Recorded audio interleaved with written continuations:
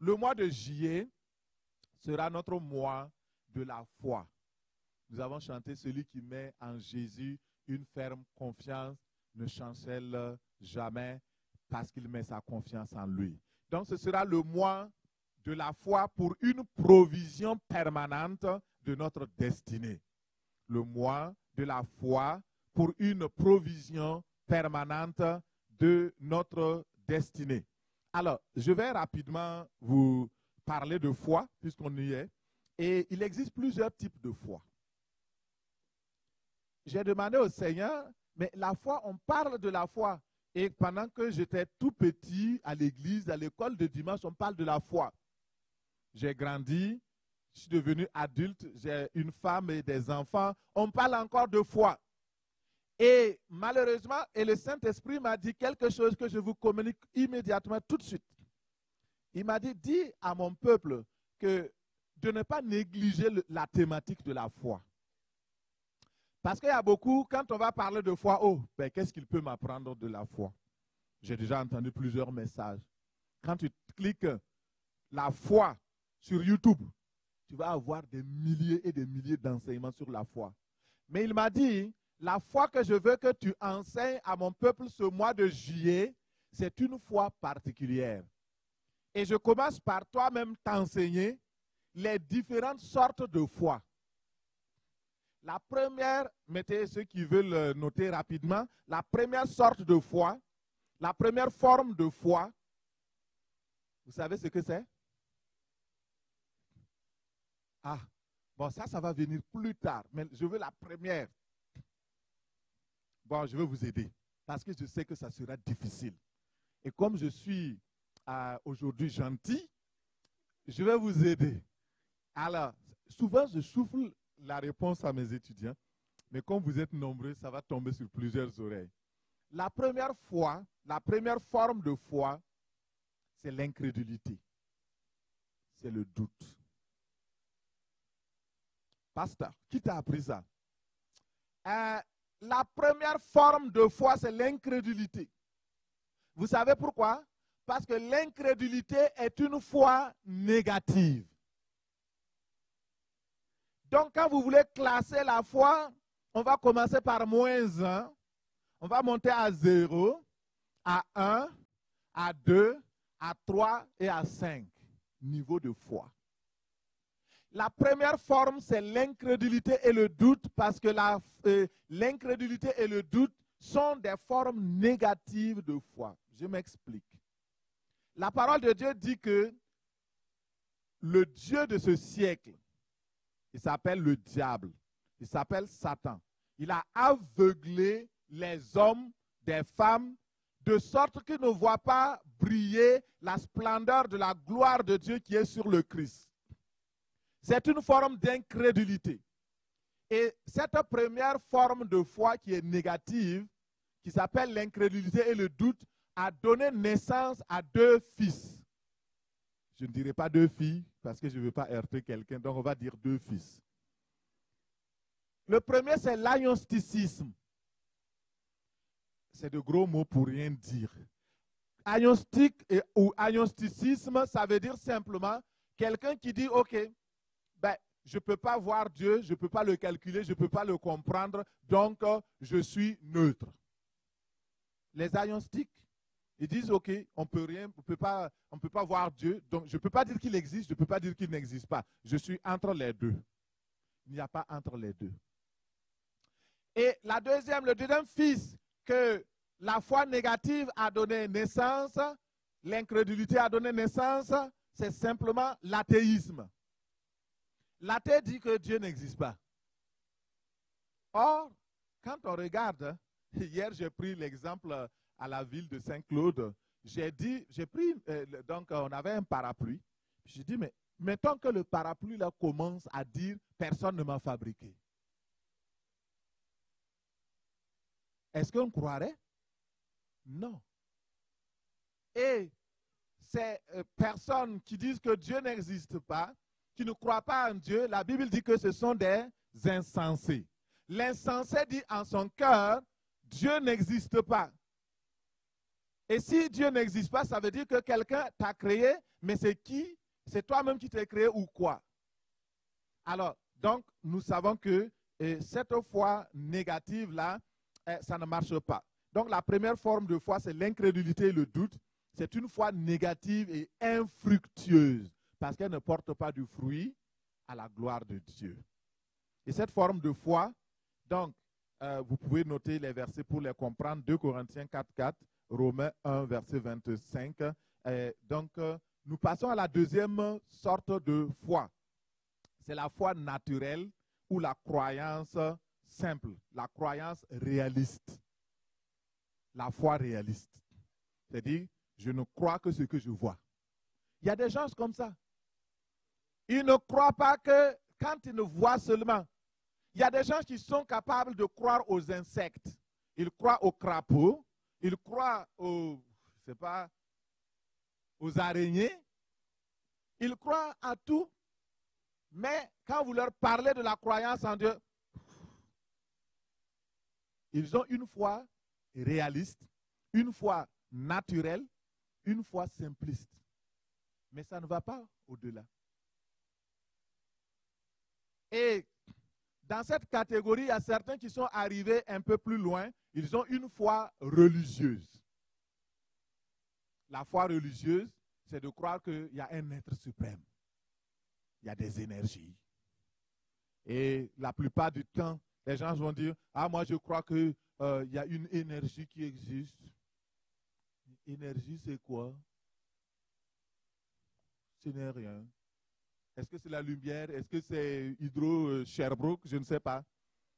Énergie, des atomes, il y a du magnétisme, il y a ceci. Ils croient. Mais quand tu veux maintenant parler de Dieu, voilà, non. Et le Seigneur m'a dit, parle de ce type de foi-là parce que ça va guérir et soulager certaines personnes. Des gens qui ne croient à la nature et qui sont capables de mourir pour des espèces soi-disant qui sont en disparition. Ils vont mettre leur argent, ils vont mettre leur pouvoir, ils vont mettre tout pour défendre des choses parce qu'ils croient dans ça, mais ils ne croient pas en Dieu par contre. La foi, cette forme de foi se manifeste aussi de façon religieuse. Et dans Jacques 2, 19, nous voyons cette foi-là même sur les démons. Et il est écrit, Jacques 2, 19, il dit, tu crois en Dieu, tu crois qu'il y a un seul Dieu, tu fais bien.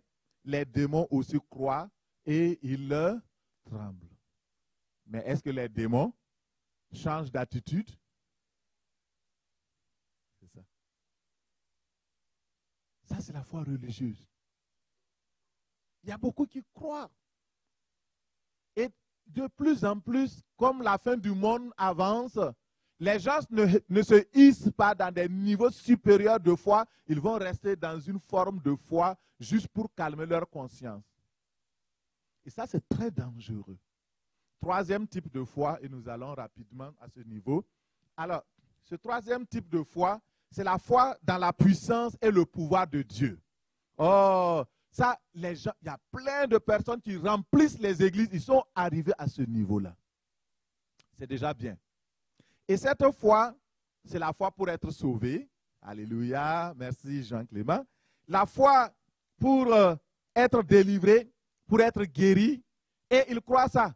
Quand vous dites, venez, on va prier pour vous qui êtes malade, tout le monde va courir. Venez, on va prier. Oui, Seigneur, guéris-moi, guéris-moi. Mais quand la personne reçoit sa guérison, la personne disparaît. Est-ce qu'on est là? Et les gens courent. Et vous savez, je dis souvent, mais pourquoi les gens ont des problèmes? Le Seigneur me dit, telle personne-là, tu la vois comme ça, tu pries pour lui là. Le jour où il est guéri, il va quitter l'église. Donc, je fais doucement, il va rester et sa foi va s'affermir. Comme ça, je vais le guérir, il va rester. Je dis, merci Seigneur, tu es gentil. Tu es plus sage que moi. Mais c'est ça. Voulez-vous la richesse? Oui. Voulez-vous la bénédiction de Dieu? Oui. Vous devenez millionnaire, millionnaire. Oh, qui veut? Levez la main, levez la main. Allez, tout le monde, allez, power. Là, tu vas voir tout le monde. Tout de suite, là, ça remplit, ça remplit. Et il y a certains pasteurs aussi qui ont compris ça. Ils ont dit, OK, on va voir là. Donnez l'argent, on va bénir, on va prier pour vous. Et ça amène toute la confusion. Que le Seigneur nous aide. Il y a des gens, ils ne calculent que leur intérêt. Lorsque leur intérêt est en jeu, la foi bondit. Mais quand leur intérêt n'est pas en jeu, quand on va dire, ah, on va prier pour aller au ciel. Ah, ça c'est demain, c'est après quand. Oh. Cherchez le Seigneur, non pas pour ce qu'il peut vous donner, mais pour qui il est. Ça, c'est la foi. Beaucoup de personnes suivaient Jésus avec ce troisième niveau de foi parce qu'ils voient. Jésus disait quoi? Tant que vous n'avez pas vu les miracles et les produits, vous ne croyez pas. Et quand ils viennent, et ce sont ces mêmes personnes que Jésus a guéries, ceux-là qu'il a nourris, s'ils ont crié, crucifie-le. Crucifie-le. Si vous avez dans une église des gens qui ont le premier niveau de foi, le deuxième niveau de foi, le troisième niveau de foi, vous avez des problèmes. Parce que le jour où ça va chauffer, les gens vont disparaître. Mais arrivons au quatrième niveau de foi. Regardons, ça c'est un peu plus intéressant. Alléluia. Quatrième niveau de foi, c'est la foi agissante par la puissance du Saint-Esprit de Dieu. Dites Amen. La foi en action. La foi qui donne des fruits. La foi qui saisit les choses que Dieu promet. Ça, c'est intéressant. Et cette forme de foi permet de saisir les promesses de Dieu, mais aussi de manifester la puissance des œuvres de l'Esprit. La foi ne sert pas seulement, dans ce temps-là, à connaître Dieu ou à savoir que Dieu existe, mais elle se révèle dans des épreuves de la foi.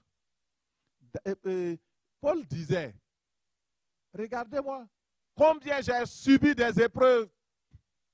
Souvent lapidé, abandonné, rejeté, mais il demeurait ferme. Abraham a été éprouvé dans sa foi et il est resté ferme.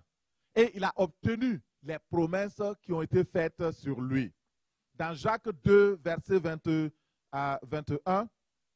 verset 1 et 2 plutôt, Abraham, notre père, ne fut-il pas justifié par les œuvres lorsqu'il offrit son fils Isaac sur l'autel?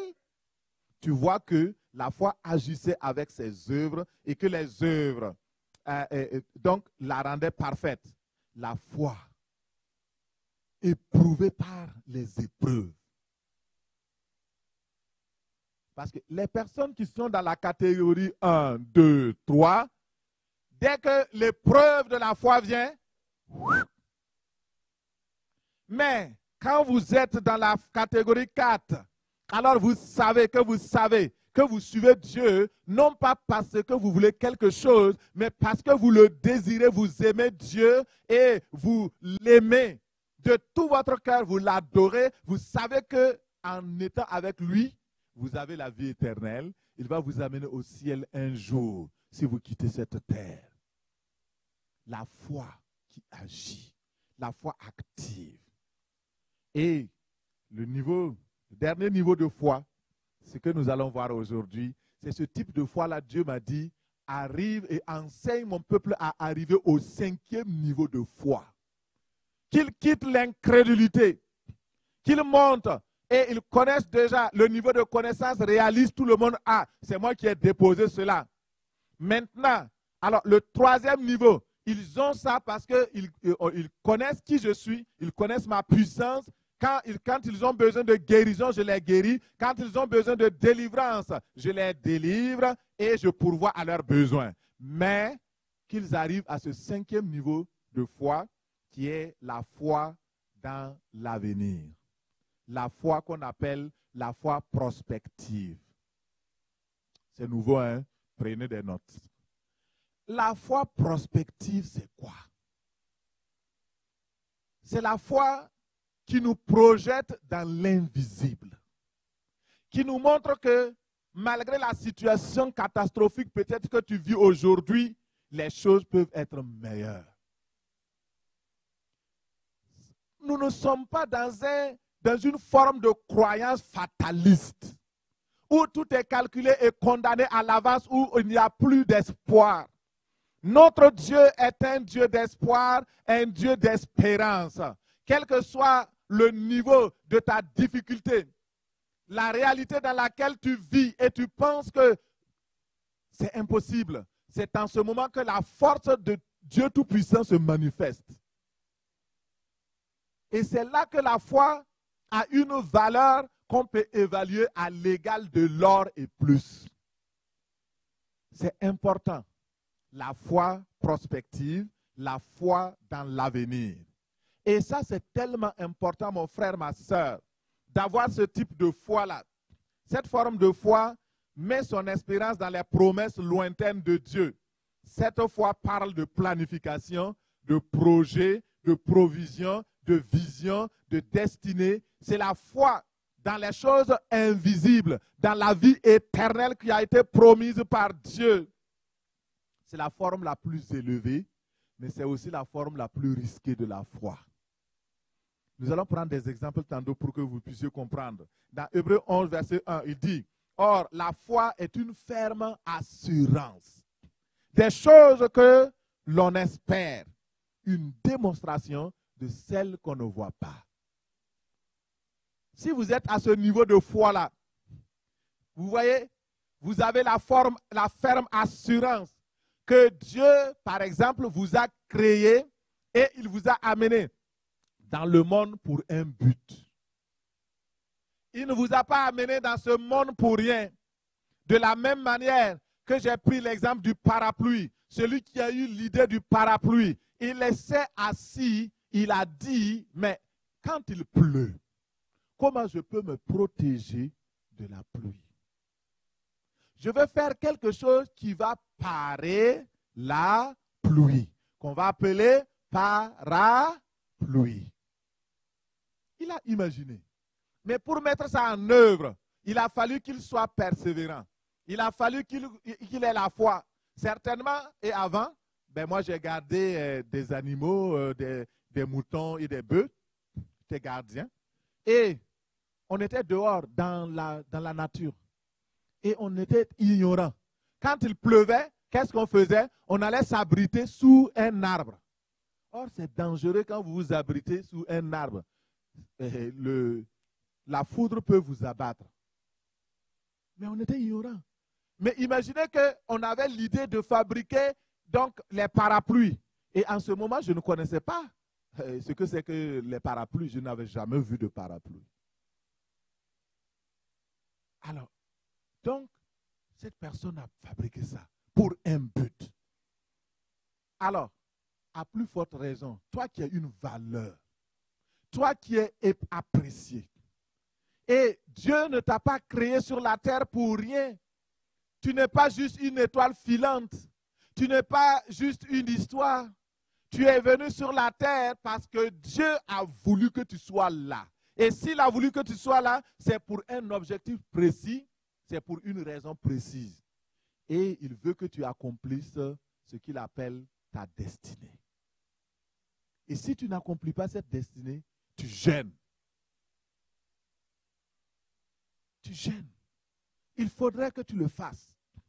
Faut pas, un jour, tu ne pourras pas dire « Ah, c'est le pasteur Mathieu qui m'a empêché d'accomplir ma destinée. » Non, au contraire, tu vas dire « Il m'a dit ce que je dois faire, mais je n'ai pas fait. » Ça, c'est sûr, là, je vais te dire. Non, j'ai promis à Dieu, tout ce que tu me donnes d'enseigner, je vais enseigner. Donc, je ne vais pas cacher le conseil de Dieu.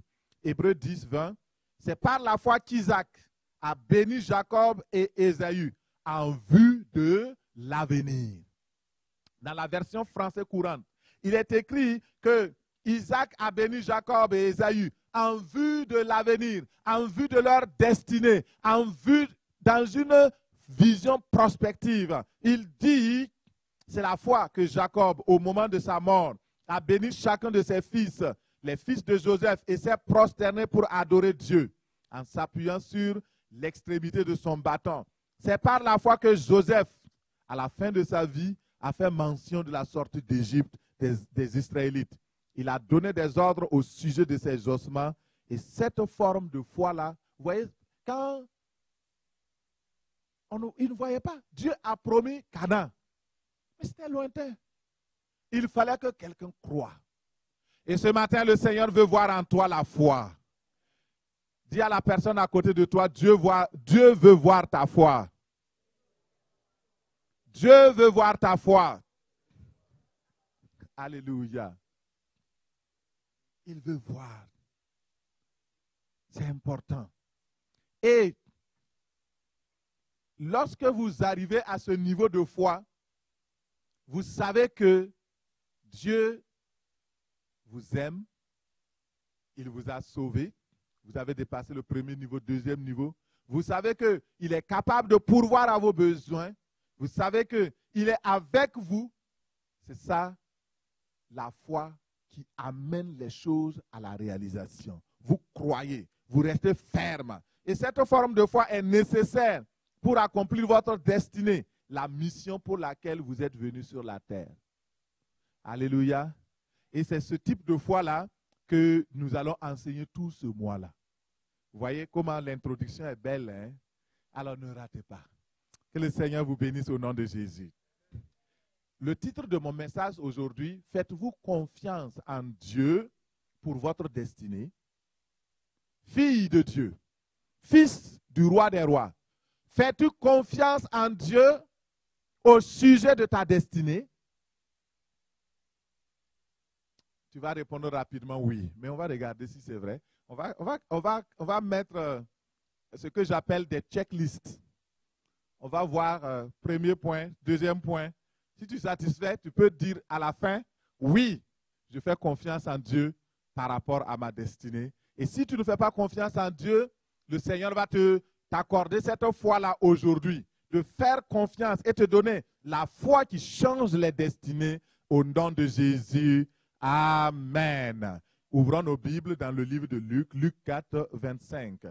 Luc 4, Matthieu, Marc, Luc 4, 24, 25 plutôt. Je vous le dis en vérité.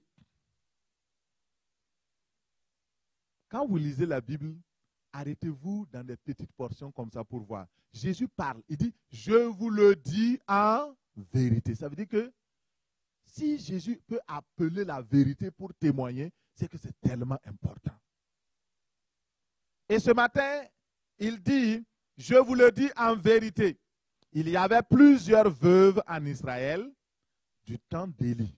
Lorsque le ciel fut fermé pendant 3 ans et 6 mois, et il y eut une grande famine sur toute la terre. Et cependant, Élie ne fut envoyé vers aucune d'elles, si ce n'est vers une femme veuve à Sarepta, dans le pays de Sidon. Il y avait aussi plusieurs lépreux en Israël du temps d'Élisée, le prophète, et cependant aucun d'eux ne fut purifié, si ce n'est Naaman le Syrien. Parole du Seigneur, Amen. Alors, nous voyons ici, le Seigneur Jésus, il convoque 2 témoins de l'Ancien Testament pour enseigner au peuple de Dieu une réalité actuelle. Et ce matin, ces 2 témoins vont nous servir de repère pour voir si nous sommes dans le 5e niveau de foi. Et si nous ne sommes pas dans le 5e niveau de foi, comment arriver à ce 5e niveau de foi par la grâce de Dieu ce matin au nom de Jésus? La première chose, c'est que cette femme qu'on appelle la veuve de Sarepta et cet homme qu'on appelle Naaman, la première chose, ils étaient confrontés à une situation difficile, au point que leur destinée était désespérée. Allumez les lumières des coins là pour que je vois si les gens dorment ou pas.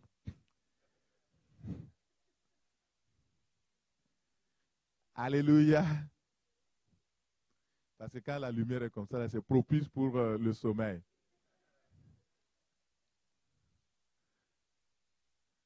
Merci Seigneur. Merci mon frère.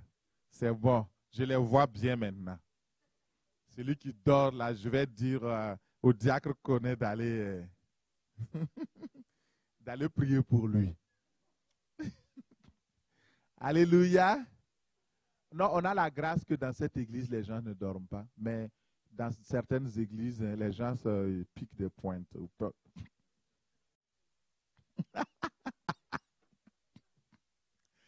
Alléluia. Je vous aime beaucoup. Merci Seigneur. Alors, donc, les deux ils avaient une situation terrible. La destinée était menacée, l'insécurité. La veuve de Sarepta était confrontée à une situation de tristesse énorme. D'abord, elle a perdu son mari. Deuxièmement, il y avait la famine. Il y avait une crise économique mondiale qui a duré 3 mois et demi et 3 ans et demi. Et elle n'avait plus rien à manger. Il n'y avait même plus d'eau. Et Dieu dit au prophète Élie, lève-toi, j'ai déjà parlé à une veuve. Si Dieu a déjà parlé à cette veuve, c'est que la femme, elle croit en Dieu, oui ou non? Donc ça veut dire que déjà, elle a eu un premier contact avec le Seigneur. Elle a dépassé le premier niveau de l'incrédulité. Elle a dépassé le deuxième niveau. Et elle connaît déjà ce Dieu-là. Mais il y avait une dimension de foi à laquelle elle n'était pas parvenue. Et c'est pourquoi Dieu a envoyé ce prophète-là pour l'amener au 5e niveau de foi, afin que sa destinée puisse être changée, que sa destinée puisse être manifestée au nom de Jésus. Alors, leur destinée était menacée. Chez la femme de Sarepta, une insécurité, manque de provision, manque d'espoir et tristesse énorme. Et ce Naaman, c'était la même chose.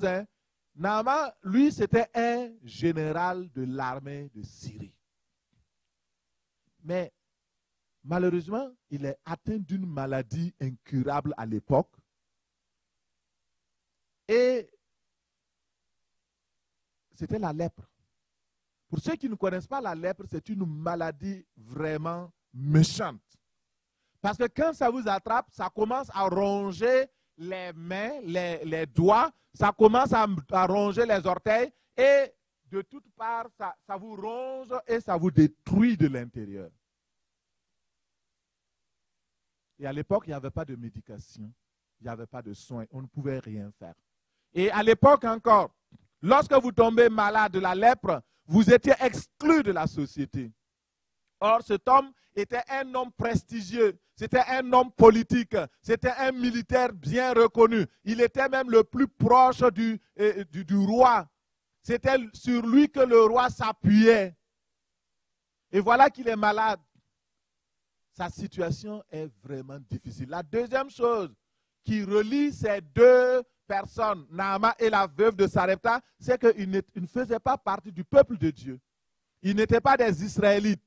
Naaman était syrien, la femme était donc d'une autre ville et qui est actuellement vers la Méditerranée, à Sidon, à Sarepta, une ville de Sidon. Et c'était loin d'Israël. Et Jésus dit que pendant tout ce temps, pendant la crise, il y avait plusieurs veuves en Israël. Mais ce qui rassemblait les deux, c'est que cette veuve avait la foi et Naaman aussi avait la foi. Leur foi était basique, mais Dieu voulait bonifier leur foi en leur envoyant la solution à leurs problèmes respectifs. C'est pourquoi Élie a été envoyé vers la femme veuve de Sarepta. Et pendant ce temps, de l'autre côté, c'est le disciple de Élie plus tard qui va recevoir aussi Naaman. Vous voyez, tout cela se rassemble. Et le Seigneur rassemble cela ce matin pour nous enseigner. Ce Naaman atteint de la lèpre. Il allait perdre tous ses privilèges. Il n'avait plus rien. Sa femme, ses enfants, son argent, tout ce qu'il avait accumulé, ça n'avait plus de valeur. Et la troisième chose, c'est que ces deux personnes croyaient que Dieu pouvait changer l'impossible en une possibilité. Et ce matin, peut-être que tu as une situation qui ressemble à celle de la veuve de Sarepta. Peut-être même que tu es veuve parmi nous. Il faut savoir que Dieu ne t'a pas oublié. Et le Dieu en qui nous croyons Il s'appelle le défenseur des veuves. Peut-être que non, tu n'es pas veuve, mais tu es malade dans ton corps. Tu as une maladie que les médecins ont déclaré que c'est incurable. Mais ce que les hommes ne peuvent pas, Dieu, lui, il peut. Et cette femme qui était veuve, le Seigneur ne l'a pas abandonnée. Elle mettait, malgré la crise, malgré les difficultés, malgré le veuvage, elle n'avait pas dit, oh maintenant, ok, tu as pris mon mari et maintenant tu prends la nourriture, je n'ai plus de provisions, je ne vais plus croire en toi. Non, c'est pendant ce moment-là qu'elle a commencé à mettre davantage sa foi dans le Seigneur. La foi passe souvent par les épreuves pour être purifiée. Souvent, il y a des gens qui ont des problèmes dans une assemblée. Et quand vous ne faites pas attention, vous allez dire, ah, pourquoi je suis coincé comme ça? Pourquoi les frères sont ceci? Pourquoi le comportement de telle personne? C'est juste que votre foi doit être purifiée. Dieu vous met dans le creuset. Dieu vous met en mode apprentissage. Il veut voir est-ce que vous allez demeurer ferme. Et si vous ne faites pas attention, vous allez craquer. Or, c'est le moment, c'est le bon lieu pour former votre foi. Là où il n'y a pas de problème, il n'y a pas de solution, puisqu'il n'y a pas de problème. Mais là où il y a des problèmes, c'est là que Dieu peut intervenir, parce qu'il sait que les difficultés ne peuvent pas rester des difficultés tant que lui, il est là. Et ce Dieu-là, il nous prend, il solutionne nos difficultés et il nous donne la liberté au nom de Jésus. Alors, la veuve de Sarepta et Naaman le lépreux, ils ont transformé leur destinée grâce à la foi dans le Dieu d'Israël. 1 Roi 17, 9 nous dit, alors la parole de l'Éternel fut adressée en ce moment à Élie, il dit, lève-toi, va à Sarepta qui appartient à Sidon et demeure là. Voici, j'y ai ordonné à une femme veuve de te nourrir. Mais certainement le prophète, quand il partait, il pensait que la veuve là, elle avait accumulé de la richesse, c'est comme aujourd'hui les veuves heureuses qui ont de l'argent, des comptes en banque, des choses. Non, mais à l'époque, le veuvage symbolisait la pauvreté. Il arrive, il voit une femme ramasser du bois. Le Seigneur dit, c'est cette femme-là. Il va, il dit, mais, bonjour madame. Oui, bonjour monsieur. Est-ce que je peux avoir de l'eau à boire? Il dit, oh oui, oui, oui. Il y a juste un peu d'eau, mais après ça, on n'a plus rien. Ça ne donne pas espoir, hein? Le prophète, regarde, si c'est les prophètes d'aujourd'hui, là, ils vont commencer à se frotter le front.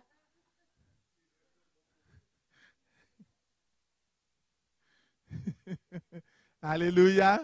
Il dit, mais j'ai faim, là. Ça fait 2 jours, là. J'ai un creux. Est-ce que tu peux m'apporter un petit gâteau, là, je vais manger? La veuve dit, Dieu est vivant. J'ai juste une petite farine et un peu seulement d'huile.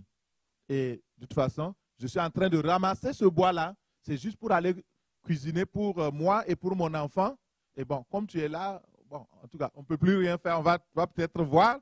Mais quand on va finir de manger cela, on va aller s'asseoir et attendre la mort. Il n'y a plus d'espérance. Et c'est en ce moment-là que Élie a saisi la parole. Il dit, tu as bien vu.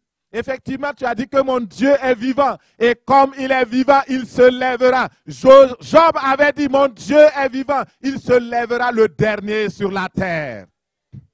Ce matin, ton Dieu est vivant. Il n'est pas mort. Il n'est pas... le Seigneur, il est mort, mais il est ressuscité. Et ton Dieu est vivant. Ce n'est pas une idole. Ce n'est pas... une touffe d'herbe ou une forêt. C'est le Dieu qui a créé le ciel et la terre. Il veut seulement voir en toi, est-ce que tu as la foi? Élie dit à la veuve, ne t'inquiète pas. Ton Dieu est vivant et mon Dieu est vivant. L'huile qui est dans la peau, dans le pot Et cette farine-là qui est dans ton récipient, jusqu'à ce que la sécheresse se termine et qu'il y ait de l'abondance sur la terre, la farine ne finira pas, ne manquera pas. Et l'huile ne manquera pas. Et je prophétise sur ta vie ce matin. Tu as de l'huile chez toi. C'est le symbole de la joie. C'est le symbole de la paix. C'est le symbole de la présence du Saint-Esprit. C'est la provision.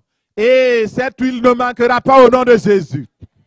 Tu vas traverser cette situation de crise, d'inflation. Et le Seigneur te bénira ce matin. Et ta famille ne mourra pas de faim. Et tu seras une source de bénédiction pour aider tes parents, pour aider des hommes et des femmes au nom de Jésus. Et tu vas apporter la paix, la joie dans le cœur des femmes et des hommes au nom de Jésus. Tu as un pot et tu as un récipient de farine. La farine symbolise la parole, la puissance. Ce sont les ressources matérielles et financières. Et ce sont des ressources aussi que le Seigneur a envoyées pour toi et pour ton pays. Et je proclame la parole de Dieu. Cette ressource-là ne tarira pas. Au contraire, ça augmentera. Jusqu'à ce que le Seigneur te mette au large.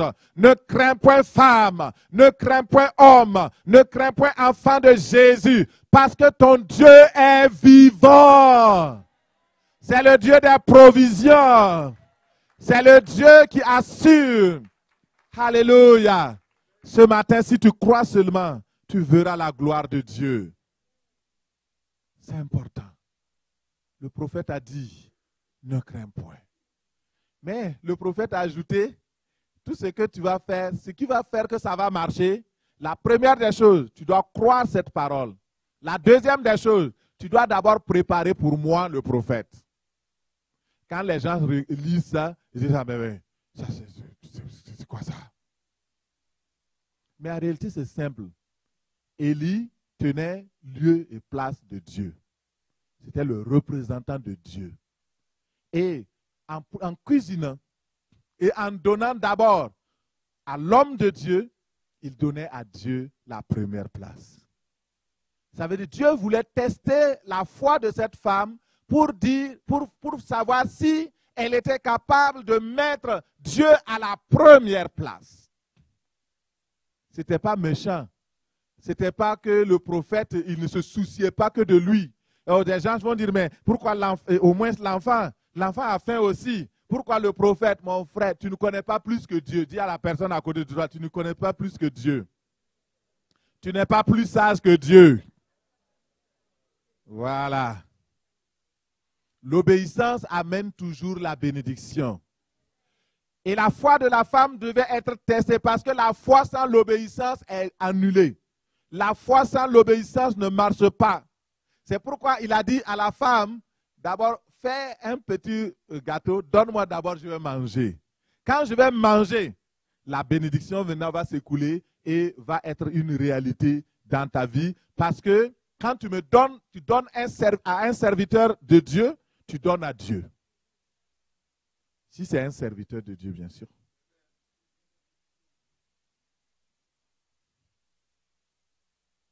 Amen. Et cela nous enseigne beaucoup de choses. Et donc, voilà un peu ce que le Seigneur a fait. Et cette femme a obéi. Et la Bible dit que pendant longtemps, jusqu'à ce que la famine cesse, il est donc resté de l'huile, il est resté les provisions de farine. Et elle a été gentille, elle a été hospitalière, elle a accueilli l'homme de Dieu. Et pendant la présence de l'homme de Dieu, l'abondance était là. Tandis qu'ailleurs, il y avait la crise. Ailleurs, il y avait le manque. Ailleurs, il y avait les morts. Mais la joie était dans cette famille-là parce que le Seigneur a béni. Alléluia. Gloire à Dieu. Merci Seigneur. Que toute la gloire te revienne au nom de Jésus. Et nous savons que le même Dieu est présent aujourd'hui parmi nous.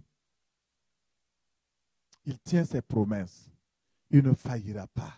La femme de la veuve de Sarepta vaut plus que l'or. Pourquoi? Parce que dans ces temps difficiles, dans le contexte défavorable, il a mis son espoir en Dieu. Dans ces temps défavorables également, il y a la crise un peu partout dans le monde. Mettez votre foi dans le Seigneur. Elle a su obéir. Obéissez au Seigneur, priez, demandez, Seigneur Saint-Esprit, qu'est-ce que tu veux que je fasse? Et en ce moment, le Seigneur va vous bénir. Aujourd'hui, Dieu veut également te combler. Il veut remplir tes greniers, il veut remplir ta destinée, la changer et même la propulser. Mais il a besoin simplement de voir, est-ce que tu as la foi? Lisons dans Luc 18, 7. Dieu ne fera-t-il pas justice à ses élus qui crient à lui nuit et jour? Et tardera-t-il à leur égard? Et je vous le dis en vérité, il leur fera promptement justice. Seulement, lorsque le Fils de l'homme reviendra, trouvera-t-il encore sur la terre des hommes et des femmes qui font confiance en lui?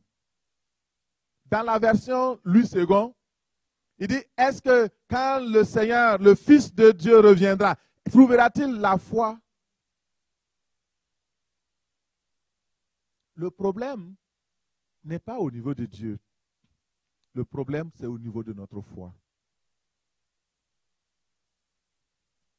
J'avais prêché un message ici, j'avais donné l'image de l'avion. L'avion est la piste d'atterrissage. Dieu, il est prêt avec son avion à venir pour nous bénir avec tous les paquets qui sont là. Et notre cœur et notre vie, notre foi, c'est la piste d'atterrissage.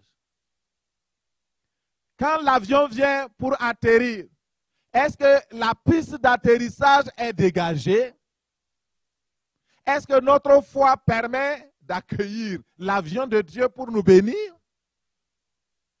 C'est ça le gros problème. Dieu est prêt. Il a décollé. Il est en train d'atterrir. Il parle à la tour de contrôle, le Saint-Esprit. Il dit, Saint-Esprit, tour de contrôle, je veux maintenant atterrir dans la vie de X, de Y. Je ne vais pas nommer vos noms. Est-ce qu'il est préparé? Est-ce qu'il est prêt? Est-ce qu'il est au niveau 5 de la foi ou bien il est en train de traîner au niveau, je ne sais pas, 0 ou moins 1 ou 1 ou 2 ou 3? Je veux atterrir. Le Saint-Esprit commence à venir. Il dit, prépare-toi. Crois seulement. Ah non, non, non. Ah, moi j'ai des problèmes. Il dit, mais justement parce que tu as des problèmes, il faut mettre ta foi dans le Dieu qui peut résoudre tes problèmes. Ah, tu sais, je n'ai plus de force. Je n'ai plus de force de croire. Mais on va faire quoi? Tu es comme un pneu crevé. Peut-être qu'il faut te remplacer. On a gonflé, on a traité, on a fait quoi? Ça ne marche pas. Ne soyons pas comme des pneus crevés.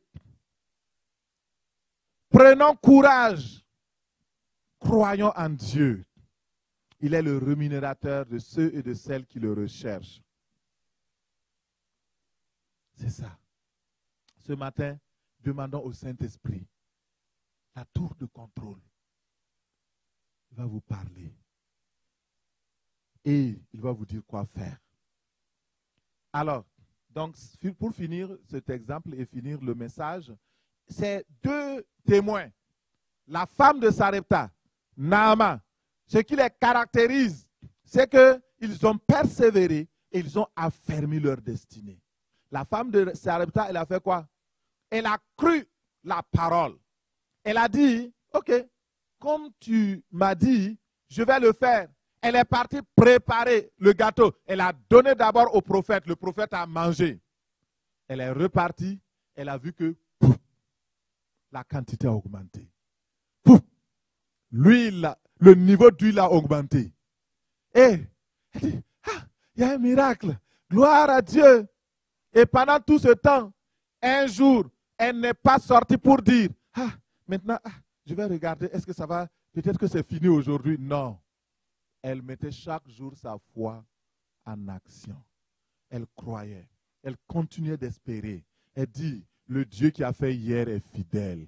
il fera encore aujourd'hui. Le Dieu qui a fait aujourd'hui est fidèle. Il fera encore demain. Le Dieu qui est fidèle pour faire demain fera encore après-demain. Il continuera. Il ne tardera pas. Il le fera. Il fera. Alléluia. C'est ça la foi persévérante. Pas juste une fois. Il y a des gens, quand ils viennent, ils vont prier une fois. Dieu ne les a pas donné ce qu'ils veulent. Deuxième fois, donc je ne viens plus à l'église. Je vais chercher une autre église, peut-être là-bas. Alors, on va prier pour moi, mon affaire va se résoudre. Ce n'est pas une affaire d'église. C'est une affaire de foi. Tu n'as même pas besoin de venir à l'église. Est-ce que cette femme de Sarepta, elle était dans quelle église? Elle était dans quelle église? C'était qui son pasteur? Mais elle avait la foi. Le critère que Dieu veut voir dans ta vie, c'est la foi. Si tu crois, tu verras la gloire de Dieu. C'est ça. Si tu ne crois pas, Dieu ne peut rien faire. Parce que Dieu s'appuie sur quelque chose pour te booster. Il s'appuie sur quelque chose pour te bénir. Ce matin, j'ai vu un homme de foi qui est venu chez moi très tôt le matin. Et il apporte une enveloppe. Il dit, vous avez un toit et j'ai appris qu'aujourd'hui, on doit récolter l'argent pour le toit. C'est le dernier jour. Et je suis venu pour apporter mon enveloppe. J'ai été touché, tellement touché. J'ai dit, mais Seigneur, il n'est même pas obligé. Mais j'ai dit, Seigneur, sur la base de sa foi, multiplie ce qu'il a et multiplie ce qui reste et fait que l'abondance vienne. Vous savez, il y a des gestes, quand vous les posez, souvent même vous-même, vous ne comprenez même pas la portée. Mais il y a une portée éternelle. Je voudrais dire à quelqu'un, le Seigneur veut t'amener à un niveau élevé. Mais il faut la foi. Ne reste pas à pleurnicher. Il y a une situation que tu traverses. Ne reste pas à pleurnicher. Il faut aller dans la présence de Dieu. Et il a dit à Zorobabel, cette montagne qui est devant toi, elle sera aplanie. C'est la foi qui fait aplanir. Il dit, si quelqu'un dit à cette montagne, et ce matin tu vas dire à ta montagne, tu vas parler à ta montagne, tu vas dire, montagne, je ne sais pas c'est montagne de quoi. C'est problème financier, c'est problème matrimonial, quelle que soit la montagne qui est devant toi. Naaman, au départ, quand Naaman, cet homme-là est venu vers le prophète, il croyait que le prophète allait sortir pour toucher, il va faire les danses là. Et puis il va, et puis finalement, il va devenir waouh. Mais non. Dieu opère toujours par la foi. Il y a la manifestation miraculeuse. Dieu n'est pas limité. Il peut faire même un spectacle. Il n'est pas limité. Mais Dieu opère par la foi. Il dit à Naaman, ok, général. Il dit oui, petit prophète. Il dit ok, mais c'est moi qui commande maintenant. C'est moi le général. Tu sais que tu n'as pas de... Hein? Tu vas mourir, hein? Si tu n'obéis pas à ce que je dis. Il dit, tu vois le Jourdain? Il dit, oui, oui, je vois le Jourdain. Va te plonger cette fois. Et là, Naaman se fâche. Pourquoi? Est-ce que l'eau du Jourdain est plus que l'eau de la Parfade? Est-ce que c'est plus que les fleuves de Syrie? Est-ce que c'est plus que... Et puis, on dirait que tu ne me connais pas. C'est le général Naaman. Élisée dit, ok, bon, j'ai parlé. Souvent, il y a des gens, je les rencontre, je les regarde, ils ont des problèmes. Mais quand j'apporte la solution, non, pasteur, moi, moi, je ne veux pas faire ça. J'ai l'habitude de faire ça. Et non, ici, on m'a dit de faire comme ça. Quand je suis parti ici, on m'a dit de faire comme ça. Je dis, ok, calmos. Comme tu connais plus que moi, vas-y, fais ce que tu veux. Après un mois, la personne vient. Ah, ça n'a pas marché. Pourtant, on a prié. Oui, on a prié, mais tu n'as pas fait ce que j'ai dit de faire. Et aujourd'hui, le problème, c'est que tout le monde connaît tout. Quand les gens viennent même pour voir le pasteur, ils disent, ah, je suis venu pour avoir un conseil. Comme c'est juste un conseil. Je pose la question, mais est-ce que tu veux que je te dise la vérité ou bien tu veux que je te dise la vérité que tu veux entendre? Quand la personne me dit il faut dire la vérité, j'ouvre la Bible. Quand tu viens au bureau et puis je n'ai pas ouvert la Bible, il faut faire attention. Ah, mais je dois m'adapter ou bien? Toi, tu viens avoir le conseil de Matthieu. Je te donne le conseil de Matthieu. Tu viens avoir le conseil du professeur d'université. Je te donne le conseil du professeur d'université. Maintenant, si tu viens pour recevoir le conseil divin, aha, là, j'ouvre la Bible.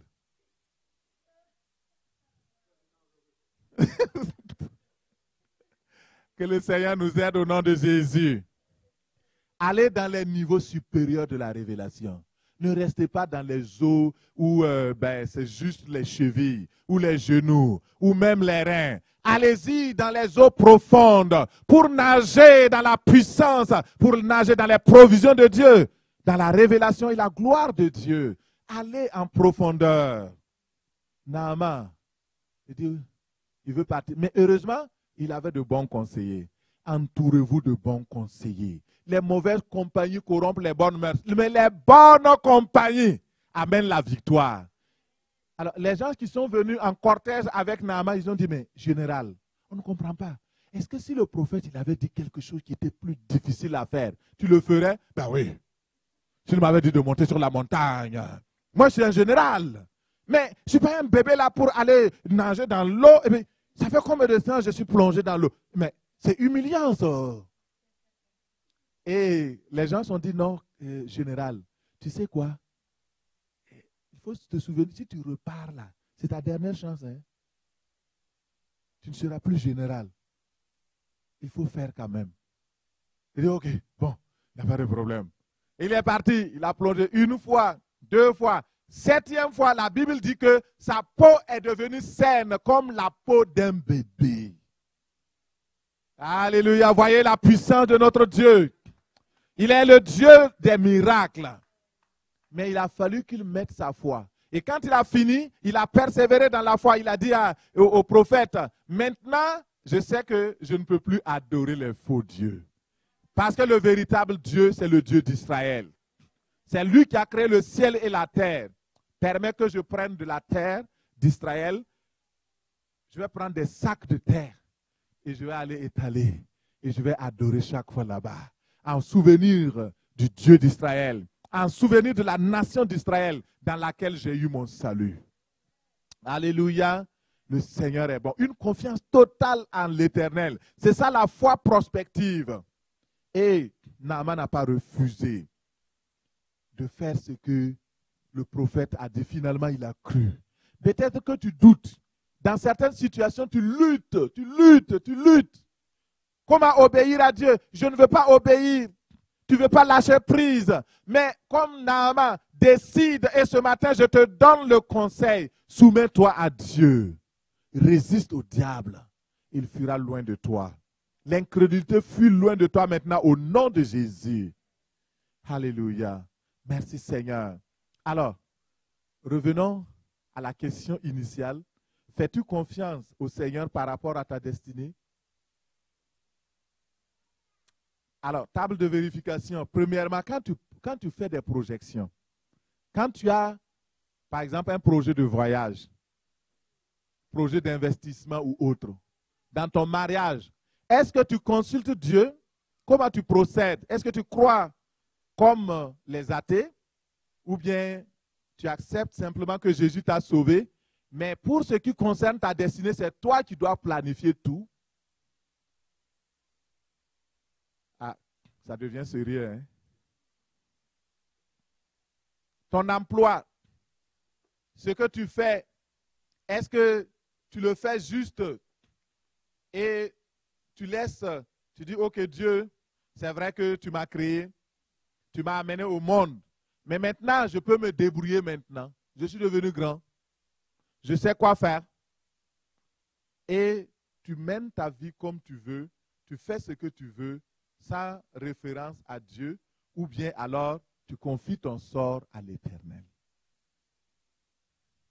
Il y a certains, quand il s'agit de croire pour être sauvés, pour être guéris, ils sont prompts à le faire. Mais pour confier la planification de leur vie, la réalité de leur vie au Seigneur, ah non, je fais comme je veux.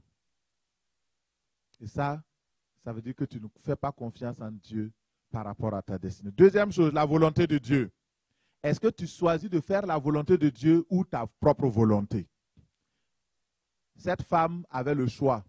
Elle pouvait préparer et manger avec son enfant, mais elle a choisi de donner à l'homme de Dieu d'abord. Parce qu'elle voyait dans cet homme de Dieu-là, derrière cet homme de Dieu, il y a Dieu. Elle avait une foi qui voyait plus que la foi naturelle. Ou bien tu dis au Seigneur, oh, ne me dérange pas, moi-même j'ai mes propres plans. Ce matin, nous allons nous tenir debout. Tu vas répondre à la question. Il y a un checklist. Est-ce que dans les décisions que tu prends, parce que souvent, nous jouons avec Dieu. Hein? Il y avait une époque, quand je voulais me marier, il y avait une tendance. La tendance, c'était quoi? Quand tu vas vers une sœur, tu lui demandes, ma sœur, j'ai des sentiments pour toi. Tu sais, depuis que je te vois à l'église, je soupire après toi. Puis là, depuis quelque temps, je pense à un projet de mariage avec toi. J'ai déjà prié, mais je viens aussi pour que tu pries, pour voir si c'est la volonté de Dieu. Je dis à notre époque, hein,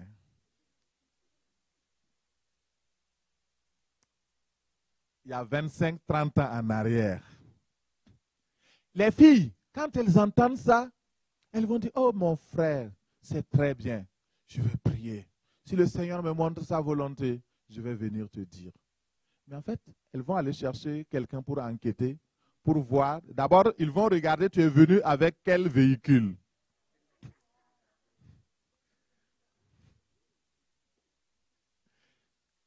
À l'époque, alors il y avait une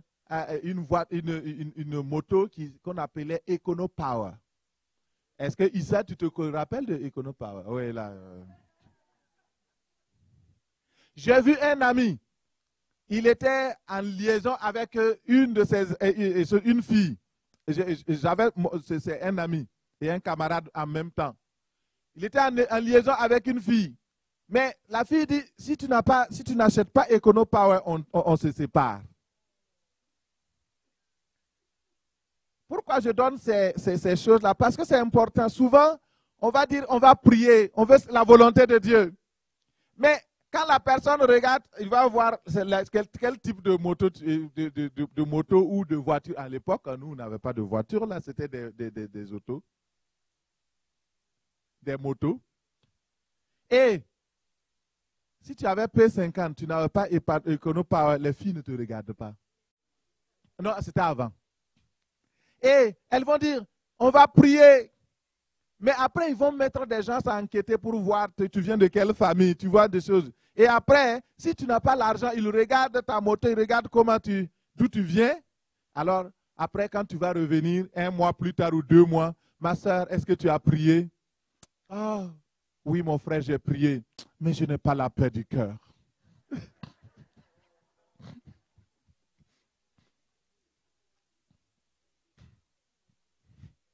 Et à l'époque, on appelait ça la paix du cœur. Et plus tard, quand vous causez avec un frère, avec un autre frère, avec un autre... toi aussi, tu as vécu l'histoire de la paix du cœur.